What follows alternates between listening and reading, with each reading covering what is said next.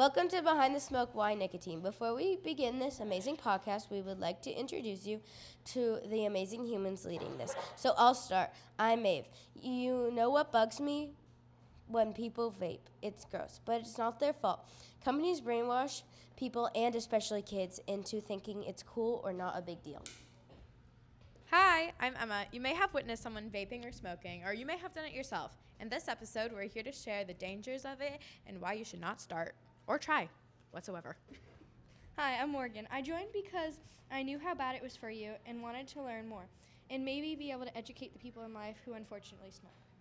Hey, this is Edith. The one thing I hate is when I walk into a convenience store and people are smoking in it. They know that kids are in the convenience store, but they don't care.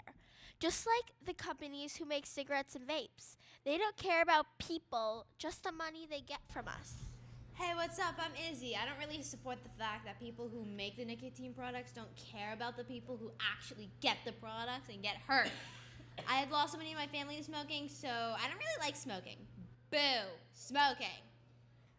The other day, we had a local health professional come in to talk to us about nicotine, tobacco, and vaping. What is one thing that stuck to you?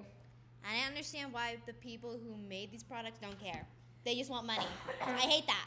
And it's not the person's fault. The companies know how addictive it is and how hard it is to quit. Something I found shocking was the prices were insane.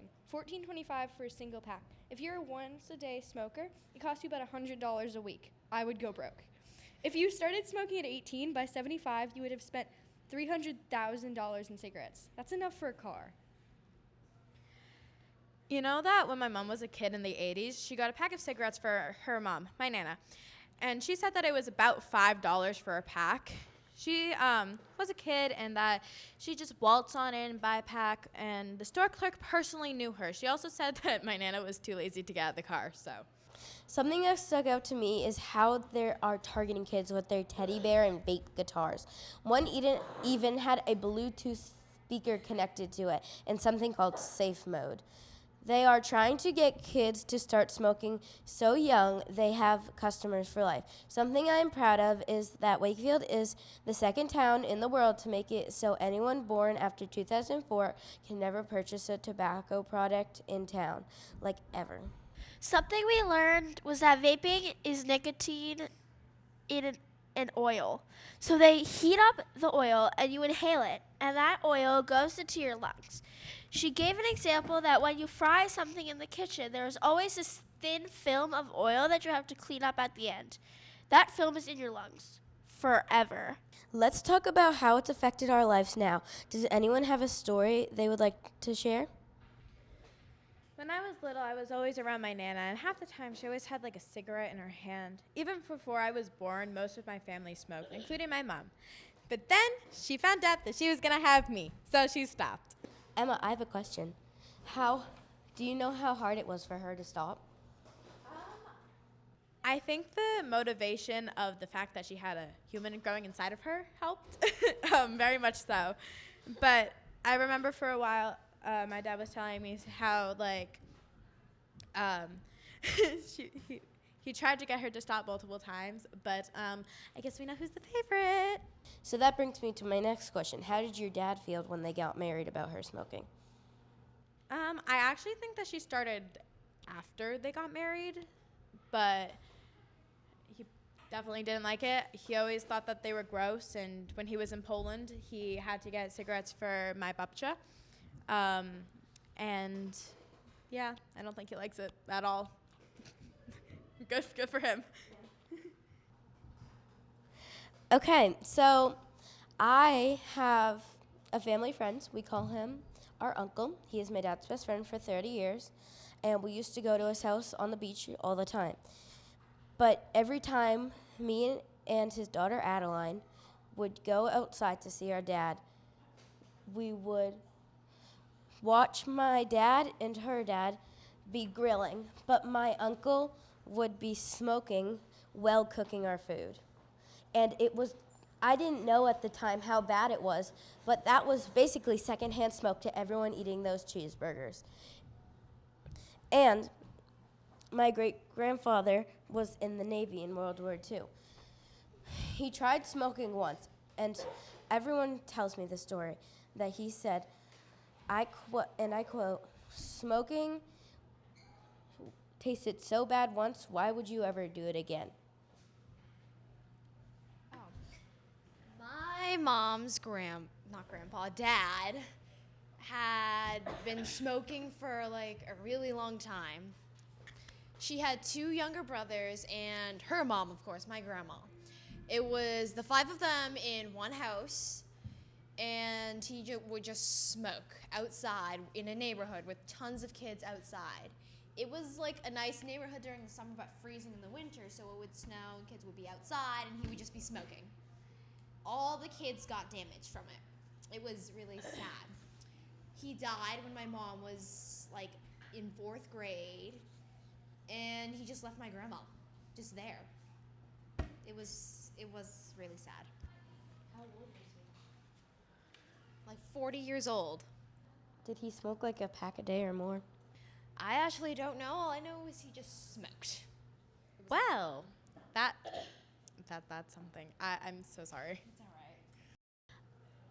right. I have no people in my family who smoke. Few. I actually am very grateful that that's happening, but no, guys, stop. I don't want anyone smoking in my family, but this is actually not surprising to me. Like literally everyone in my family is very healthy. That's really good. That's great. That's awesome. Do you know of anyone that vapes in your family? No, no one has any records of anyone vaping or smoking in my family. Let's go. Yeah. Apparently my aunt smoked too. So, and my grandpa. A lot of people smoked. Your aunt with the cool haircut? I will not. I promise you. Wait, the aunt that I know with the cool haircut. Yeah. Lindsay. Yeah. She smoked. My mom smoked. My grandpa, he smoked, and he quit, which is good. He's still alive and well, ish. Ish. And then there's my Nana, obviously. And then I don't think anybody has touched a cigarette since. Your bupsha, how is she doing? Well, actually, it was my great-grandmother, Bupchiyasha. She passed away. So, I don't know why, but she was kind of old, so. Like my dad literally gave my Nona an ashtray that said "I love you" on it for her birthday, and he didn't even know, like, because that was the thing back then. Like, he didn't know that he was literally like putting life or death on, you know what I mean? Morgan. Like my aunt smokes, and my uncle makes her go into the garage to do it because it smells so bad. So bad. It smells so. I don't understand how people can like sit in that.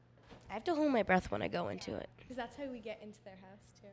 I feel so bad for And you. it's like, I feel so bad because also it's like it's just so unhealthy for you, and it makes her anxiety so bad that it's like it's so bad for you. I have a question for you. When, like, you give her, like, a hug, like, does she smell like smoke? Like I can like smell the smoke in her breath. It's nope. not. And we go to their house for like family gatherings and stuff, and she like goes out into the garage to smoke because she can't last that long.